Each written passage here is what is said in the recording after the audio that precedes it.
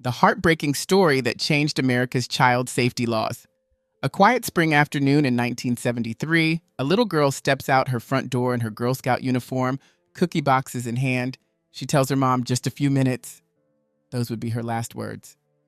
Today, we're diving into a story that not only shook a small New Jersey town, but changed child safety laws across America forever. A story about a mother who turned her deepest pain into a force for change, making sure no other family would face the same nightmare. Before we get deeper into this incredible story, take a moment to hit that like button and subscribe. Every share helps spread awareness about child safety and honors Joan's memory. Ring that notification bell to catch more stories about cases that changed history. This isn't just another real story. This is about how one family's tragedy led to laws that protect children to this day. Let's begin. The spring afternoon seemed ordinary in Hillsdale, New Jersey, the kind where cherry blossoms painted sidewalks pink and screen doors creaked with neighborhood chatter. But April 19th, 1973, would etch itself into the town's memory forever. It began with a little girl in a Girl Scout uniform, clutching cookie boxes to her chest, who stepped out her front door and vanished into thin air. Within hours, the quiet streets transformed into a maze of searching hands and worried faces. Hundreds of residents emerged from their homes, calling a name that would soon echo across national headlines: Joan D'Alessandro. As days melted into nights, flashlight beams cut through darkness, and hope began to dim. But no one could have prepared for the devastating truth that lay beneath the surface of their peaceful community, a truth that would ripple through decades and change lives forever. Joan's story began in the warmth of September 7th, 1965. She was born into a devout family, nestled between two protective older brothers in a neighborhood where everyone knew everyone else. The D'Alessandros were fixtures at their local church, their faith as steady as the seasons. When Joan enrolled in the Baptist elementary school, she brought with her a spark that lit up every room. Ballet shoes and scout badges soon filled her young life. In class, her hand would shoot up first, eager answers tumbling from smiling lips. After school, she'd twirl in dance rehearsals, her shadow dancing alongside her on studio walls. The Girl Scouts became her second home, where camping songs and friendship bracelets marked the passage of time. That fateful Thursday, Maundy Thursday in the Christian calendar, started like any other spring day off from school. Joan spent the morning playing in her yard, her laughter carrying on the breeze. Around 3 o'clock, the familiar sound of a neighbor's car pulling into their driveway caught her attention. It was cookie delivery time. The little entrepreneur inside, Mrs. D'Alessandro's hands trembled as she searched for Joan's delivery list. Then it hit her. A detail that had seemed insignificant just hours ago now glowed like a beacon of hope. Joan's last words about the neighbor with the new car. In their close-knit community where every change was noticed and discussed over garden fences, only one family had recently acquired a new vehicle. They lived just houses away. Hope propelled her through the neighborhood, knocking on doors with increasing desperation. Each negative response landed like a physical blow. "No, haven't seen her." "Not today, sorry." "Is everything all right?" The concerned faces of neighbors began to blur together as she made her way back home, where her husband's empty-handed return confirmed their worst fears. The next call would be to the police. The response was immediate and overwhelming. Squad cars appeared with flashing lights that painted the darkening streets in alternating red and blue. The fire department deployed, their heavy boots marking paths through yards and wooded areas. Officers moved systematically, their knocks echoing down the street as they questioned residents. But the most puzzling piece of the puzzle was the busy main road, a thoroughfare usually teeming with watchful eyes heading to the shopping center. How could a little girl in a distinctive Girl Scout uniform simply vanish on such a well-traveled path? As night fell, porch lights flickered on one by one, like stars appearing in the evening sky. Neighbors emerged with flashlights and determination, their voices calling "Joan" in a chorus that echoed through the darkness. Many had known the D'Alessandros since Joan was born, had watched her grow from a toddling baby to the spirited 7-year-old who once sold them cookies. Now they moved with purpose, checking every shadow, every corner, every place a child might hide. By midnight, the search had evolved into something larger, more ominous. FBI agents arrived in dark suits, their faces grim. State police cruisers joined the growing fleet of emergency vehicles. Search dogs strained at their leashes, noses to the ground, following invisible trails that seemed to lead nowhere. Volunteers pushed through thorny underbrush, waded through the murky water. Then came the moment that stopped hearts. A child's shoe discovered less than a mile from the D'Alessandro home. Nearby lay scattered Girl Scout cookie boxes, their cheerful packaging now seeming mockingly out of place. Hope and dread battled in the air as officers rushed the evidence to Joan's mother. But her immediate denial, "That's not her shoe," sent them crashing back to square one. Further investigation revealed the item's true origin. The shoe belonged to another local child, and the cookie boxes were weathered remnants from weeks past. The FBI's focus shifted dramatically. Every neighbor interview was now re-examined through a darker lens. The disturbing pattern emerged quickly. Not a single resident on Joan's delivery route had seen her that day. No cookies had been delivered. No little girl in a scout uniform had knocked on their doors. It was as if Joan had stepped off her front porch and vanished into thin air. As agents pored over witness statements late into the night, a chilling question began to form. What if the person who took Joan wasn't a stranger passing through? What if they were already part of this tight-knit community? The thought sent shivers through the investigation team. In a town where everyone knew everyone, the truth might be hiding behind a familiar face. There's a particular kind of instinct that mothers possess, an internal compass that points toward danger. When Mrs. D'Alessandro shared her misgivings about Joseph McGowan with the detectives, her voice trembled, not with uncertainty, but with a terrible knowing. The 26-year-old neighbor who lived with his mother and grandmother in the house with the new car had struck her as wrong. Not in any way she could articulate, but in that primitive way that makes the hair on the back of your neck stand up. McGowan seemed the unlikeliest of suspects on paper. A chemistry teacher with an unblemished record, he was the kind of neighbor who waved from his driveway and attended local church functions. Yet when questioned, his story seemed to shift like sand beneath waves, each retelling slightly different, each detail somehow less concrete. What followed in McGowan's confession revealed the calculated actions of a predator. After committing unspeakable acts, he made the cold-blooded decision that Joan could never leave his house alive. With methodical precision that spoke to his chemistry background, he cleaned the crime scene, wrapped Joan's body in an old sofa cover, and placed her in his trunk. The drive to New York State Park, 20 miles away, would have seemed like any other spring outing to passing motorists. In the depths of the park's wooded area, McGowan chose his spot carefully, a secluded location behind a massive boulder. Like the teacher he was, he remembered every detail, every turn of the path. On his journey home, he dispersed evidence in random dumpsters, scattering the pieces of his crime across state lines.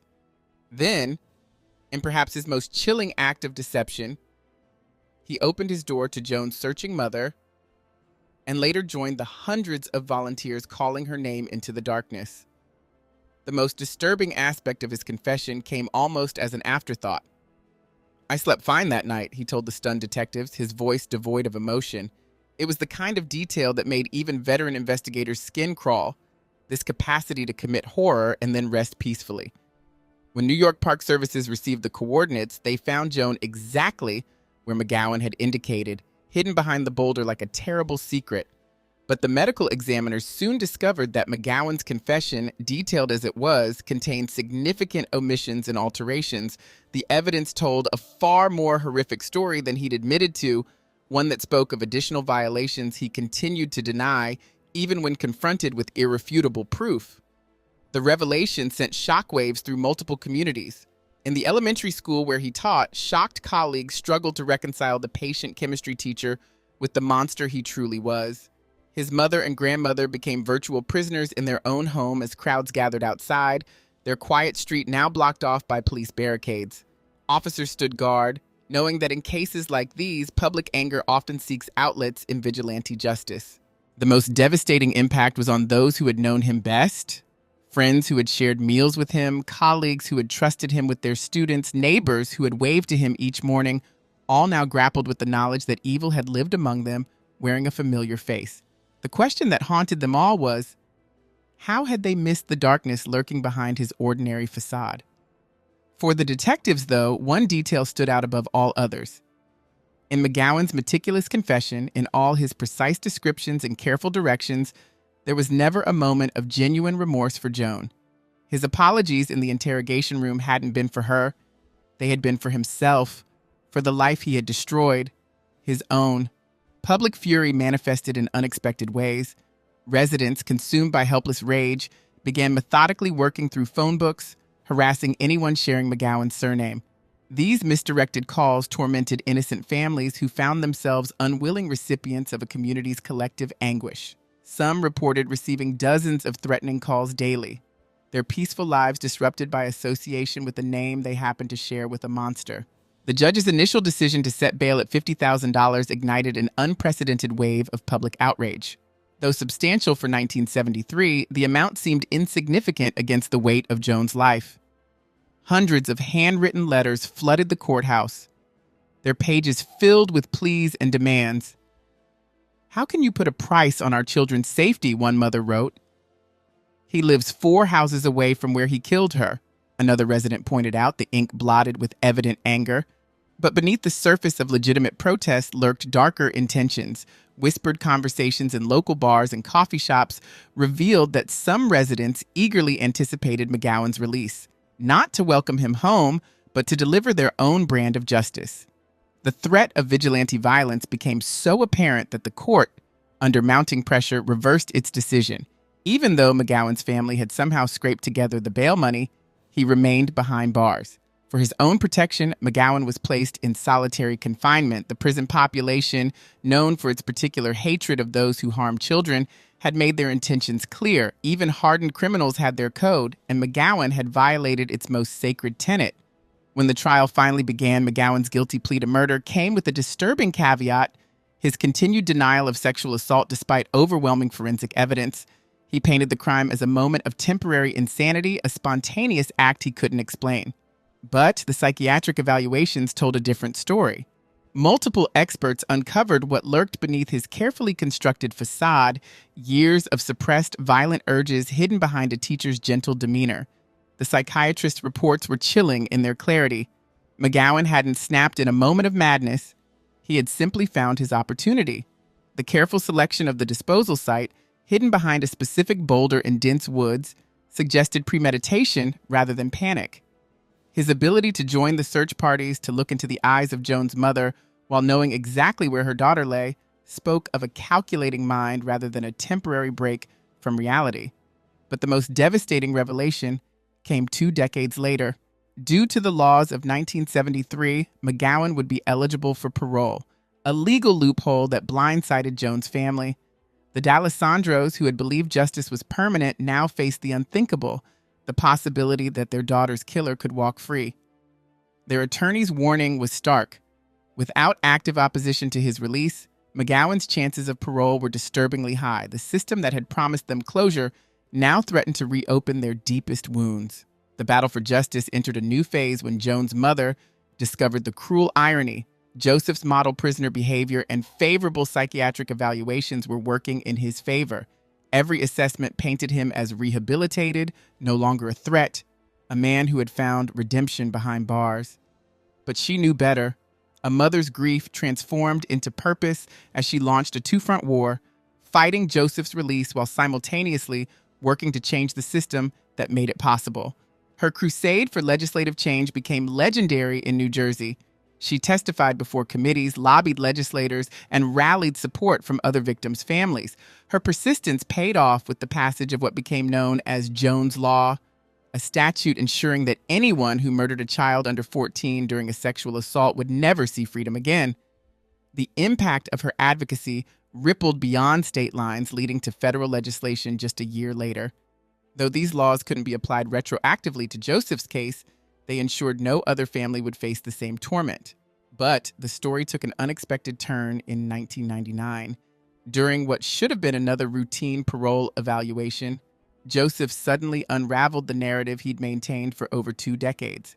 Gone was the tale of a spontaneous act triggered by missing change, a story that had always struck investigators as absurdly implausible. In its place emerged something darker, more calculated. In sessions with the prison psychiatrist, Joseph painted a portrait of his younger self, A man seething with discontent, harboring a toxic mix of frustration and rage beneath his professional exterior. Joan's innocent arrival at his door with Girl Scout cookies wasn't a trigger for sudden violence as he'd long claimed. Instead, he admitted to seeing her as an outlet for his accumulated anger, a target for the darkness he'd been nurturing. This new confession, while perhaps closer to the truth, revealed something profoundly disturbing about Joseph's psychology. He had spent 20 years crafting and maintaining a false narrative, only to abandon it when he thought a different version might better serve his bid for freedom. The calculated nature of this shift suggested that the manipulative mind that had once deceived his community was still very much active. The parole board saw through this strategic shift in his story. Each petition for release was met with denial, thanks in large part to the tireless efforts of Joan's mother.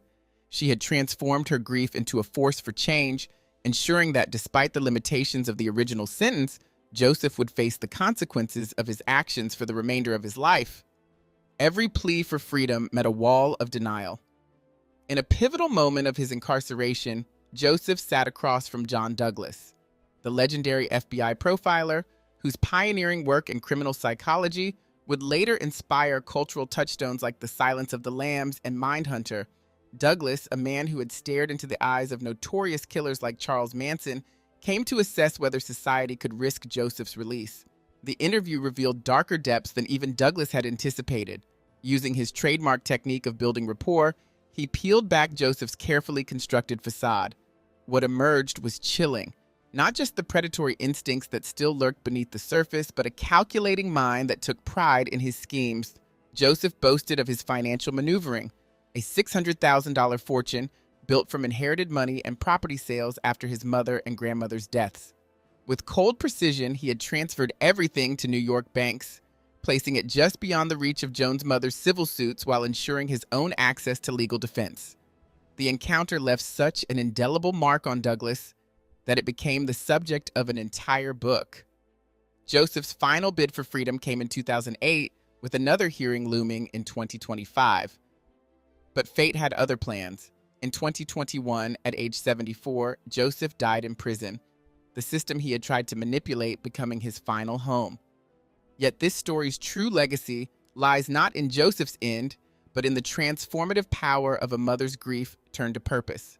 Joan's mother emerged from tragedy as a formidable force for change. She successfully campaigned to expand her original law's protection to all minors under 18 in New Jersey and championed the removal of statutes of limitations in murder cases, ensuring time would never shield killers from justice.